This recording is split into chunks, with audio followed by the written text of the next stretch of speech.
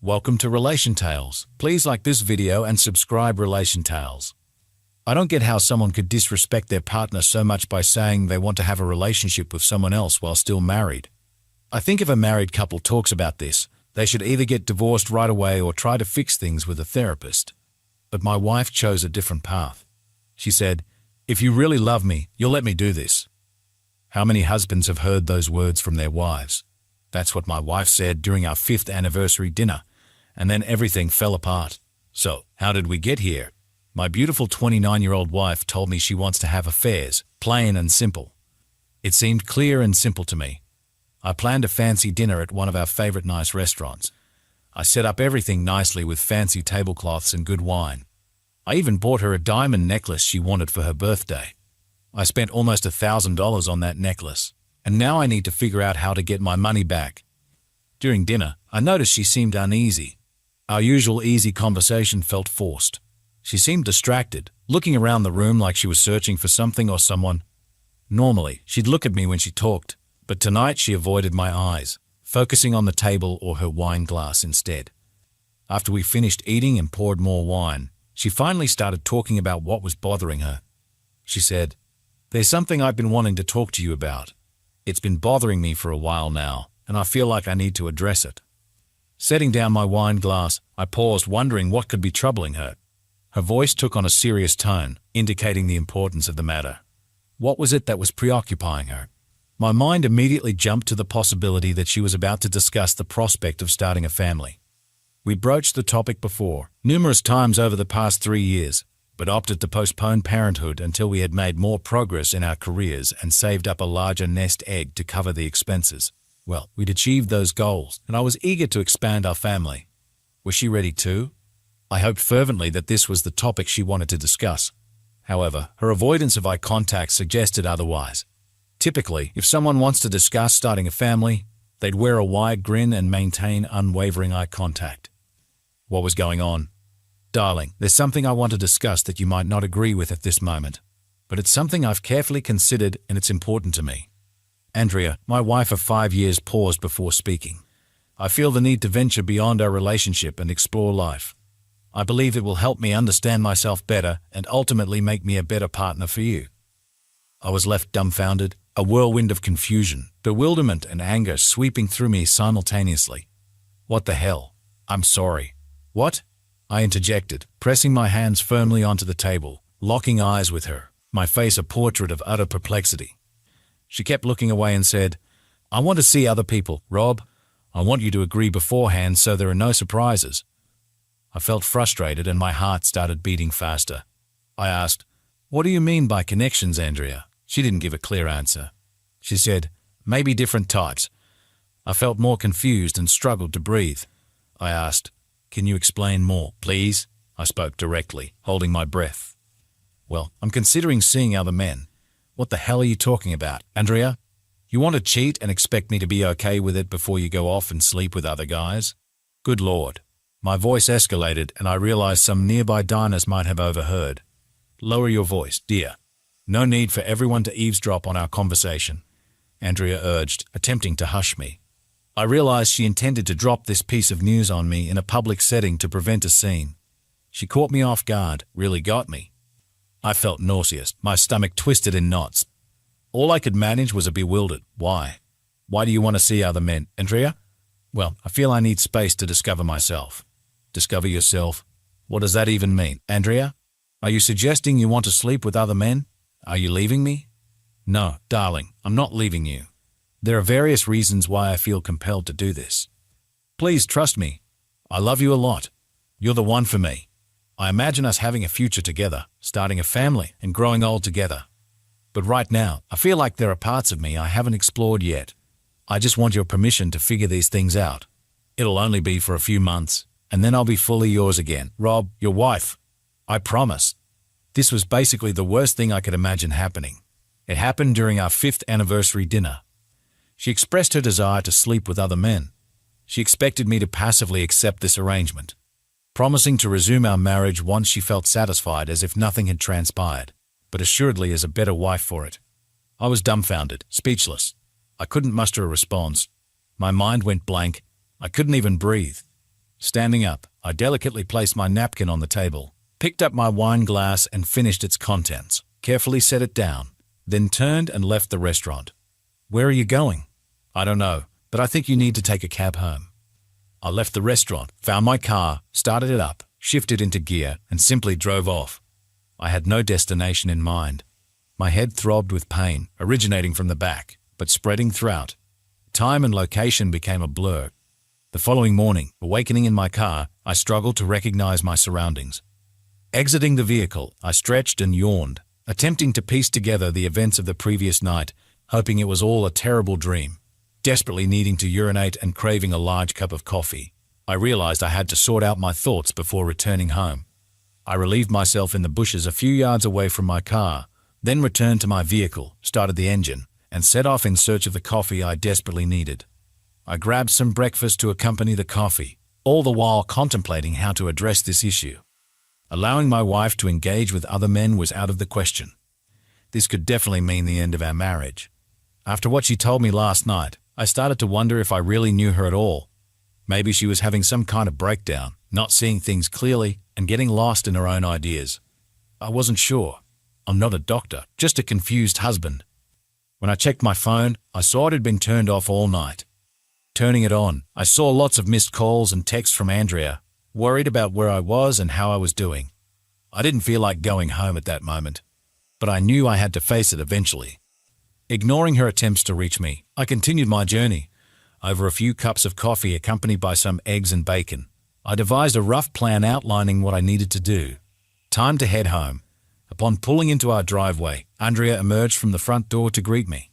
"Sweetheart, where were you all night? I was so worried about you. I feared you might have had an accident and ended up in a ditch somewhere." She leaned in for a kiss, but I stepped back and informed her. "I'm going to freshen up with a shower first. Then we need to have a serious conversation. We have to discuss your journey of self-discovery, as you mentioned last night." I brushed past her and headed upstairs to the bedroom, shedding the suit I'd worn through the night. Taking a long, hot shower, I mulled over some of the things I needed to say to her. Uncertain of the outcome, I felt compelled to take action, to gauge whether we still had a marriage or if this was her way of bidding farewell. Perhaps it was a test of my devotion to her. I was completely in the dark about her thoughts. I thought I loved her. Hell, I married her. She professed her love for me, too. We had a lavish wedding and a memorable trip to Europe to celebrate. I've never strayed, never even considered other women. But she doesn't seem as committed as I am. Not at all. Thankfully, we don't have any kids yet. Whether we'll have any in the future depends on what happens in the next few days and weeks. After changing into clean clothes, I went to the kitchen to make another cup of coffee. I also grabbed a notepad and pen. Andrea was already there, watching me closely. Even though I tried to stay calm on the outside, I felt really upset inside. I poured myself some coffee and sat down. "Okay, Andrea, can you explain again why you want to have relationships outside of our marriage?" I asked. She said, "Sweetheart, I just want to feel valued as a woman. Right now, I don't feel like my needs are being fulfilled. I need the freedom to explore and see if I can find that fulfillment independently. So are you suggesting you want to temporarily leave me to figure out what you want?" "No, darling. I'm not suggesting leaving. I intend to stay right here with you in our home, but I need autonomy over my time and actions. When do you plan to start this exploration and establish your new schedule, Andrea?" "Well, I suppose any time works for me. Do you support my decision to do this?" "No, I don't support any of this, Andrea. When we got married, we promised to be together forever, as partners and lovers. And now you want to find closeness with someone else. What should I think about this? I feel like you're ready to leave our marriage." "Sweetheart, it's not like that. I'm trying to find a bond between us that we've been missing for a few years now. Our lives are all about work. We don't have as much fun as we used to. I don't feel valued in the way you used to when we first got married." "Valued? My God, everything I do is for you. I've been working tirelessly so we can build a family and achieve the dreams we talked about when we got married. This house is nearly paid off, for heaven's sake." I could feel my anger rising and had to calm down before I lost my temper completely. "Are you considering sleeping with other men?" That question stopped me in my tracks. I had to address it head-on before anything else. "Darling, I'm not sure what I'll do yet. If the circumstances in person are right, I might consider it. So you're planning to cheat on me?" "It's not about cheating on you, Rob. It's not cheating if you're aware of it. Oh goodness, I was feeling incredibly stressed at that moment, and I had to take a deep breath and exhale slowly to maintain my focus. Got it. I paused for a moment, taking a long sip of my coffee, wishing it was something much stronger. I needed to control my emotions and get through this. So, let me get this straight. Andrea, you want to go out with other guys, have dates and maybe sleep with them, and you want to do all this while still living here with me. Am I understanding this right? Sweetheart, it's not that simple. I'm not sure. Andrea, it sounds pretty simple to me. Are you saying we should do things together during this time? Remember, you're still married. Are we just pausing our marriage for a while? Do you expect us to still be intimate while you're doing this? Of course, Rob, we're a family, you and me. I love you dearly and want us to stay a family. This is just something I feel I need to do occasionally to figure things out for myself. How often do you plan on doing this, Andrea? Every weekend, a couple of times during the week, nightly. How much exploring are you planning? I'm not sure yet, darling. Why are you so concerned about the frequency? Well, I need to decide what I'm going to do while you're dating and having fun with your new potential partners. I don't have a boyfriend, Rob, at least not yet. I took a deep breath and exhaled slowly. I was on the verge of losing my temper and had to exert considerable effort to avoid damaging something at that moment. Andrea, I need to clarify some things in my mind before we leave today. Have you truly decided that this is what you want? Have you considered the impact on our marriage? Andrea nodded but didn't directly address my question. It seemed she hadn't fully considered how I might feel about her decision. She hadn't considered that I might have my own thoughts on the matter. Then she said, "If you love me, you'll let me do this." And I replied, "Andrea, if you really love me, you won't do this." That was the line I drew. "Dear, I've made up my mind about this. You can't change it." That was the moment. This ultimatum would decide what happens next. Our marriage was about to change forever. She didn't think about what might happen enough to see that planning to cheat is a big problem in marriage. Now, I had to act on my plan. "Okay, here's what I need. And these are rules I won't change," I said, explaining what she had to do if she wanted to see other people. "You'll have to find somewhere else to live while you're dating other men. I won't live with you while you're doing that, and don't even think about bringing them here. That's not happening." "Darling, where should I go?" "Well, maybe you could stay with one of your friends. What about Jessica, that lady from school you've been hanging out with a lot? You said she's divorced and lives alone. Give her a call and ask if you can stay with her for a bit. If that doesn't work out, you can look into renting a short-term apartment, but you'll have to cover all the expenses, utilities, and your car payments." Andrea, a grade 3 teacher at the elementary school, earned a comfortable income. Meanwhile, I worked as a forensic auditor at a large firm, also enjoying a good salary supplemented by annual bonuses. "It seems I may not be meeting all your needs in our relationship," I acknowledged. Andrea met my gaze for the first time, sensing victory in our ongoing struggle. Continuing, I pondered, "If you're suggesting an open marriage, then I suppose I'll need to be understanding while you pursue other affairs. Will you still return home to me, Andrea, once it's all said and done?" "Darling, I understand. I love you deeply. You're my spouse. I want us to start a family together. But what do you expect me to do while you're with other men? Do you want me to stay faithful? Should I just wait at home for you to finish with your boyfriends and then welcome you back? Is that what you think, Andrea? Have you thought about how this will affect me? I want you to be my spouse. Only you. Whatever happens while I'm away won't matter when I come back to you. I want you to be my partner and the father of our children." I found it strange. She seemed okay with not bringing other men into our home for intimacy. Maybe she saw that as a win. She can hang out with other men without me saying anything. Okay? But for now, we need to talk about some things here. Please move your stuff to the spare bedroom. I'm not sure if I can sleep in the same bed with you right now. Your plan hurts too much. It feels like you're leaving me without saying it outright. So, tell me, what should I think about this? Andrea's silence made me think she was starting to realize that I wouldn't just go along with this. Maybe she was surprised that I insisted she leave our bed. But what did she expect?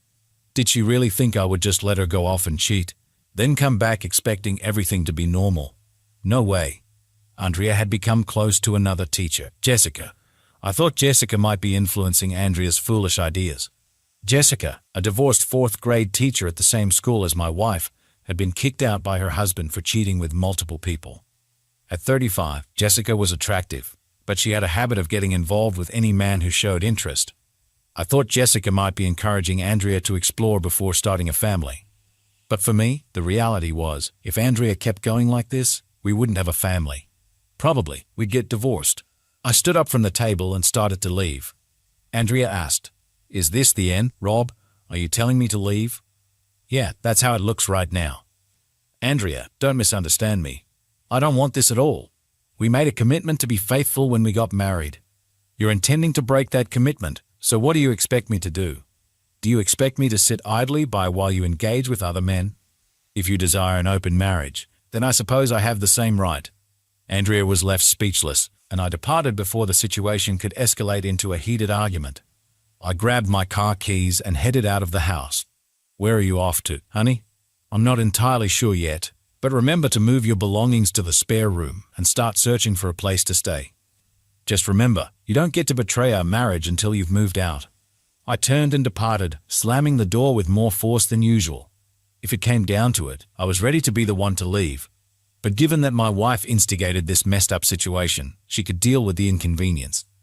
Moreover, I suspected that Jessica, that promiscuous woman, was influencing Andrea into this.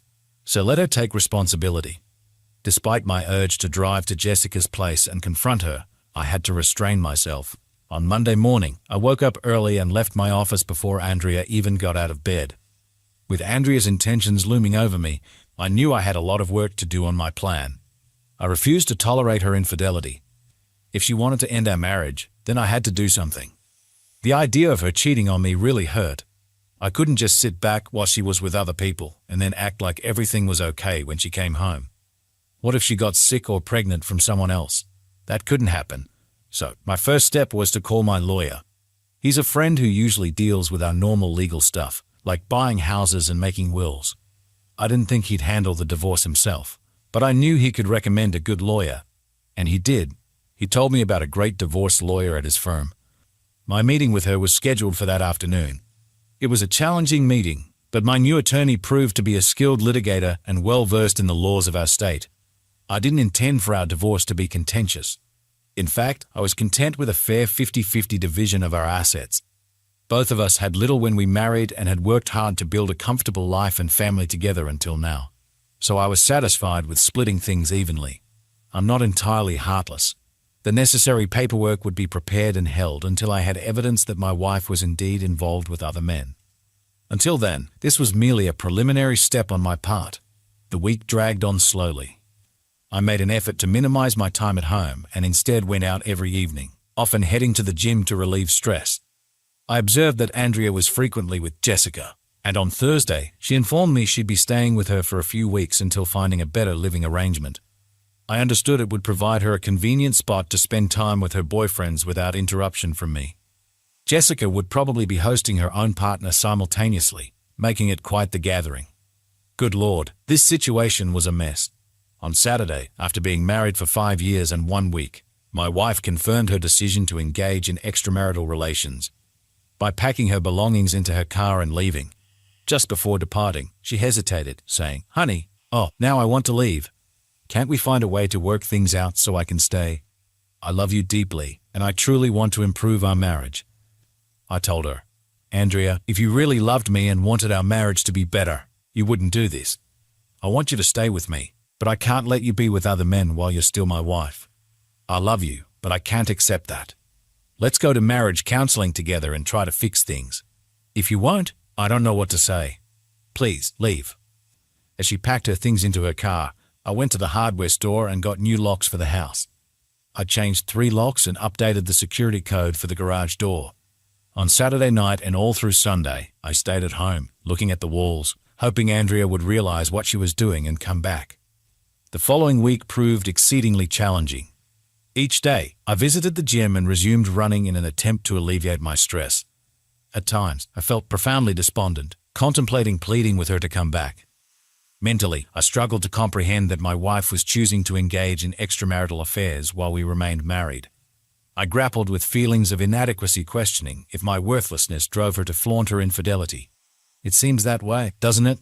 I conducted online research on the psychology of infidelity and the reasons behind spousal cheating. I was surprised to discover that approximately 40% of married individuals engage in infidelity. What's more surprising is that nearly 90% of them choose to remain in their marriages. Infidelity, whether by one or both partners, is often silently accepted by the other spouse. Factors such as children often come into play, making it easier for the betrayed spouse to overlook the infidelity, especially if it's discreet and carry on as if nothing is amiss. Many cheating wives claim to still love their husbands and families, something they feel is lacking at home. Many women engaged in affairs express that managing a household is demanding, with the daily responsibilities of maintaining a family and attending to children's activities, leaving little room for excitement in their intimate lives with their husbands. They crave the thrill of being created by a partner focused solely on them without routine conversations about household chores or children immediately after intimacy. Perhaps the secret to a successful marriage lies in treating one's spouse with the passion and attention typically reserved for a lover, without resorting to divorce, simply relishing in the physical connection. Should I consider approaching my wife at the club she and Jessica plan to attend? Infidelity occurs for various reasons: lack of satisfaction, lack of passion, emotional disconnection between spouses, and sometimes as a form of retaliation for a partner's infidelity. Some women claim they cheat to salvage their marriages. Researchers who study cheating in marriage say that, but I'm not sure if it's true. Marriage is complicated. You have to work at it all the time to keep it strong. Open marriages, where both people know they can see other people, usually don't last long. People start to get hurt because they make emotional connections with other people. This often leads to divorce. Polyamorous relationships, where people have multiple partners, are also complicated and stressful, especially when there are kids involved. Plus, there's always the risk of getting diseases. Personally, I think it's best for people to be faithful in marriage. If both people don't agree, they shouldn't be married. They should find someone else who wants the same things. Did I neglect my wife and push her away? Did I fail to give her enough attention while I pursued what I believed was necessary to build a life for us? Was I mistaken? I'm not sure.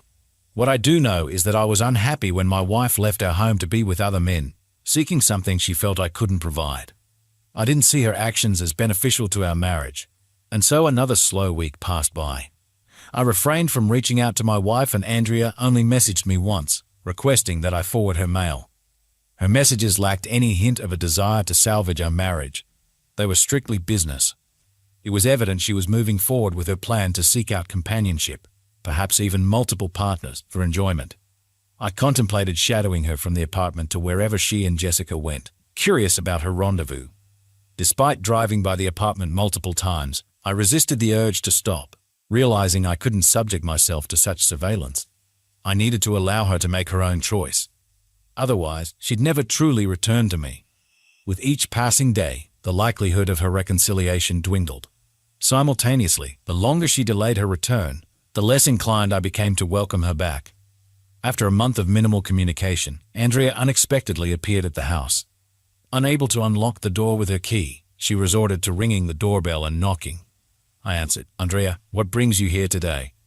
"Hey, my key isn't working." "What's going on?" Andrea asked. "I changed all the locks," I said with a serious face. When Andrea tried to come in, I stopped her. "What do you need, Andrea?" "I came to get some stuff I left when I moved in with Jess," she said. Once again, she wasn't here to see me, just to get her things. It felt like she didn't care about my feelings or how much this hurt. It seemed like I was just in her way. Did she really think I wouldn't care about her being with other guys and would just take her back? "There are some boxes in the garage with your belongings that I gathered from around the house." "Why did you do that, honey?" "I'll be returning home in a few months, so there's no need to pack everything up." I allowed her into the house. After all, it was still partly hers. We headed to the garage where she could see numerous boxes of her belongings ready for her to take. "How long do you plan to stay with Jessica?" "She's been really supportive. I'll be staying with her for a while. I'm confident it'll only be for a few more months, and then I'll return and be an even better wife to you, honey." "We can start a family," she said. I couldn't help but scoff at that. I didn't believe that sleeping with other men would make her a better wife or mom. But for some reason, maybe because of Jessica's influence, she thought it would. She must have known it didn't make sense. I had my own ideas about it. "So, have you found a boyfriend yet?" I asked. Andrea blushed, and I knew the answer. "Jess and I have been on some dates with guys from our club, but that's about it." "How do you like being close to your new boyfriends?" Her face remained red as she rummaged through boxes for her things.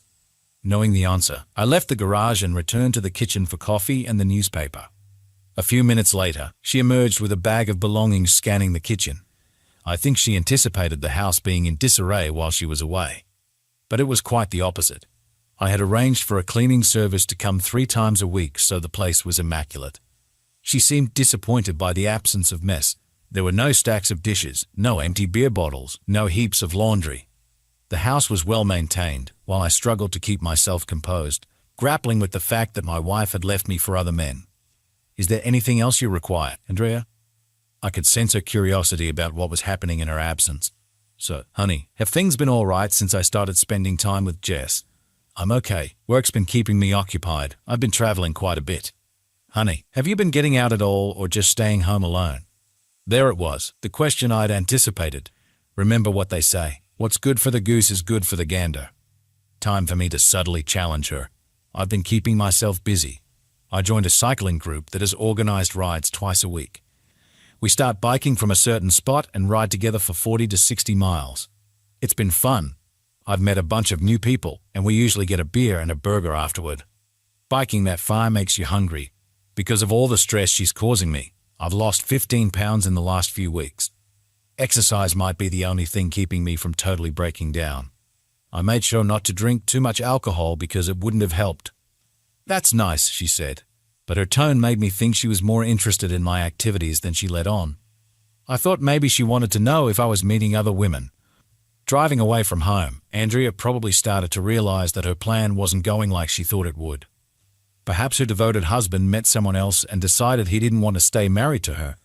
Perhaps her quest to find a boyfriend to compensate for the lack of attention in her marriage may have more serious consequences than she imagined. I found out that Andrea was dating 2 men from the club she attended with Jessica. She had a close relationship with both of them several times, but they weren't interested in her anymore. After these meetings, they were glad to leave Jessica's apartment. Both men were married and just looking for casual pleasure, and Andrea fulfilled this role. After 2 months, I realized that my marriage was over, and I needed to move on to the next stage of my plan. Andrea hadn't reached out to me in weeks, indicating she wasn't considering me or our marriage. It seemed she was pursuing her own desires without showing any interest in returning home. Even if she did, it would likely come with numerous conditions, and I wasn't certain I'd welcome her back. My concerns deepened when I discovered she had gone on vacation to the Dominican Republic with one of her boyfriends during the school break. They enjoyed a getaway in the sun, focusing on tanning and other activities. If that was her idea of strengthening our marriage through infidelity, then Jessica's slander about my poor conduct as a husband, along with neglecting my wife, had influenced Andrea before she opted to end our marriage. Now she resides in a 2-bedroom apartment with her discontent divorcee friend, and her standing among colleagues and family is deteriorating. When Andrea's mother discovered she had traveled to the Caribbean with another man, she reached out to me, assuming our separation stemmed from arguments. The message that her daughter left me for other bed contacts caused her to distrust. I told her to talk straight with Andrea to find out what's really going on. Andrea's mom asked her, "Andrea, why did you leave your house? What's happening between you and Robert? Is he treating you badly?" "No, Mom, he's not treating me badly," Andrea replied. "But he doesn't give me the excitement I need right now. Rob doesn't make me feel special. I really want that feeling.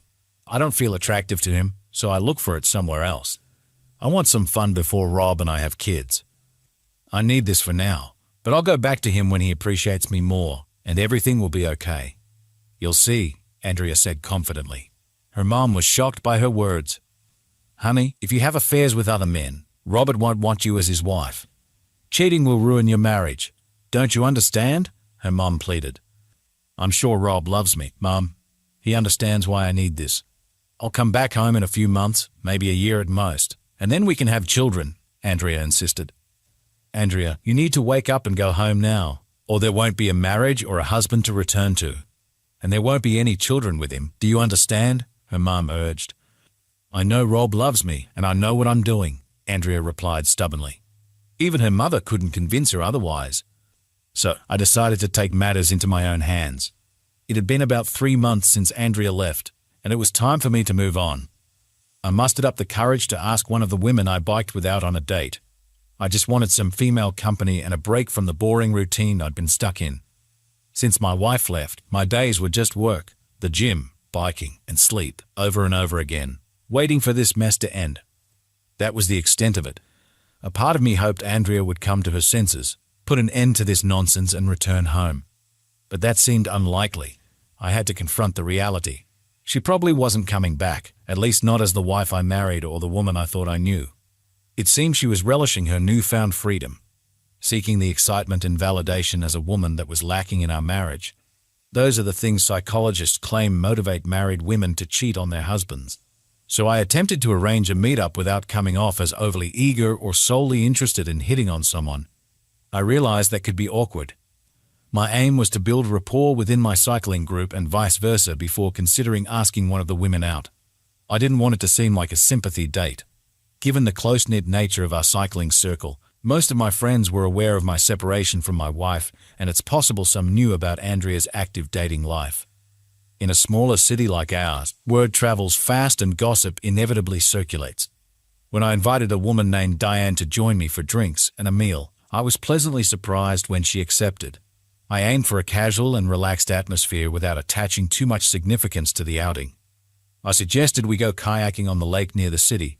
Before dining, having had experience with kayaking some years back, I assured Diane it would be enjoyable despite her lack of prior experience. She expressed interest in trying it out, so our plans solidified into a date. We started with outdoor fun and then went for food and drinks, which was really great. Diane had a lot of fun kayaking. We paddled for about 10 miles in 3 hours. Then we went to a nice restaurant for a yummy meal and drinks. I got a steak with fries and a tasty local beer, while Diane had pasta with white wine. It was chill and relaxed. Later, we got ice cream from a stand by the water. I drove her home and told her how much I enjoyed the day. I almost kissed her cheek, but she surprised me by kissing me on the lips, which was nice and unexpected.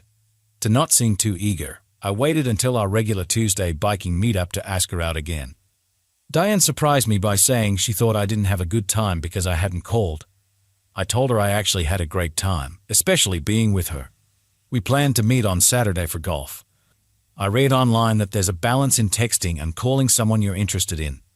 It's not good to always be texting or calling because it can make you seem too needy and push the other person away. So I decided to text Diane on Friday, telling her I was excited about our golf plans for Saturday and suggesting a time for me to pick her up. She said she wanted me to pick her up, so we arranged to meet in the early afternoon. We had a great time playing golf, even though we're not pros. That night, we had dinner at my place. We grilled barbecue and drank a bottle of wine. Later, when it was time for me to drive her home, she surprised me. She took the car keys and put them on the kitchen counter, then asked to see the bedroom. The next morning, I woke up next to an amazing woman. She had dark, beautiful long hair, captivating green eyes, and flawless skin. There was a small scar on her chin from a past bike accident, but it only made her face more interesting. She was tall, around 5'11", with a slim figure, probably weighing about 140 pounds, and she was in great shape. Diane worked as a nurse in the children's department of the local hospital. She was genuinely caring in everything she did. There was something about her that drew me in from the moment we met. We enjoyed breakfast together on my patio, but soon the conversation shifted towards me and my plans, particularly regarding divorce. It was a delicate topic as I sensed the direction it was heading. Diane sought clarity on my intentions before investing emotionally in our relationship. A reasonable request indeed. After all, no woman wants to invest time in someone who might reconcile with their estranged spouse in a matter of weeks. As I recounted the peculiar way Andrea had explained her departure to Diane, her expression confirmed what I had suspected all along. Andrea wasn't coming back, and that realization served as the gentle push I needed to proceed with the next phase of my plan. On Monday morning, I phoned my attorney and instructed her to engage her investigator for the task. My aim was to ascertain the extent of my wife's involvement with other men prior to initiating divorce proceedings. It turned out she had been seeing several men, mostly married, and they frequented Jessica's apartment for post-bar and club gatherings. Andrea was served with the divorce papers, initiating a cascade of events. That night, she showed up at my doorstep holding a large brown envelope. Her expression troubled. "What brings you here tonight, Andrea?" "Honey, someone delivered these documents to me today. Why did you file for divorce? I told you I'd be home soon. I even considered coming back this week. We could start working on the baby we discussed." I asked her to come inside and sit in the kitchen. It's too late for that, Andrea, I reminded her. I told you clearly not to leave, but you left anyway. Honey, I told you I needed to find myself and feel confident, she argued. I couldn't help but laugh. So, do you feel confident now? Have you thought about your attractiveness and relationships? Have you met interesting people and had enough intimacy? I started to open up. Because it seems like you have. I haven't heard much from you since you left. You didn't even call me on my birthday. Maybe because you were with one of your boyfriends in the Dominican Republic. Your own mom called me, asking why you didn't call on Mother's Day. Oh my God, have you been with someone this whole time? Honey, I love you a lot, and I realize I might have gone too far. I'm coming home today. No, you can't. What do you mean? Honey, I'm still your spouse, and this is still my home. I'm going to Jess's place to get my stuff, and I'll be back in a few hours. No, you can't. Did you read the papers you got? There's a court order saying you can't be within 500 feet of this house until the divorce is done. Technically, you're breaking the order. I won't tell anyone, but you have to go, and we'll deal with everything in court. Andrea started to understand how serious our wedding vows were. Love, honor, cherish, faithfulness, and the promise not to be with other people. This house doesn't mean much to me, Andrea. If you want it, you can have it. My half is worth around $150,000 since it's almost paid off. If you prefer, we can sell it and split the proceeds. It's that simple. But you're not moving back in, at least not while I'm here. I escorted her to the door, closed it, and locked it behind her. A month later, we managed to avoid going to court and settled the divorce quietly. Andrea received half of our assets as she was legally entitled to. The house was sold and I moved forward. Andrea resumed her new routine. I learned from a friend that the charter school where she worked had advised her to keep her social life more discreet. Some parents were uncomfortable because she was dating a lot of men in the area, and they didn't want her to influence their kids. Most of the complaints came from the moms who didn't like the idea of her teaching their kids. It's possible that some of the dads were among the men she was dating. Later, she found out she had a sexually transmitted disease, but it wasn't fatal. She had to take a break from having sex for a year. But it wasn't a big worry because she was already pregnant. It turned out that one of the men she was with caused the disease. She wasn't careful about taking her birth control pills and drank too much alcohol. We didn't know who the girl's dad was, but she looked a lot like one of the school teachers who was married. My divorce from Andrea was finalized and I was free from her. It's been about a year since things went wrong with Andrea. I bought a new house, got promoted at work, and most importantly, Diana and I started living together. We're happy to share two big things. 1, we're getting married next summer, and 2, we're expecting a baby by Christmas. Second story, how do I encourage my 38F sexually embarrassed husband 37M to be more open with me? Need some advice on how to react. I've 38F been with my husband 37M for 10 years. He has never been the sexual type with me as he is completely embarrassed on his preferences. Yes, you read that right. Still 10 years later with the same person I've tried so hard to be open to his interests, exploring his things, but to no avail. He would rather hide behind closed doors when I'm out or when in asleep. And I do truly believe he has some issues stemming elsewhere causing this nature. I'm becoming more and more accepting that he will not grow out of this, and we are transitioning more into roommates at this point. We haven't had sex in 5 years. And unfortunately, I am a very sexual person and love to explore. Today, I come back after being away for a few days and notice a bottle of lube in the shower. I figure my partner must have used it while I was gone. But what bothers me is that they didn't talk to me about it, neither before nor after. They seem to be avoiding the topic altogether. Instead of confronting them directly, I decide to drop hints by moving a few of my things in the shower, hoping they'll notice and bring it up themselves. I don't want to make them feel pressured or embarrassed, so I'm trying to be subtle. But honestly, I'm not sure what's the best way to handle this situation. I want to encourage them to talk about it with me, but it seems like they're either embarrassed or not interested in discussing it. I know there might be deeper issues at play here, and maybe we should consider seeing a therapist to help us navigate through them. TLDR. Husband too embarrassed to engage in sex or sexual exploration and prefers to mess around solo when I'm not around. Thanks for watching. Please like this video and subscribe Relation Tales.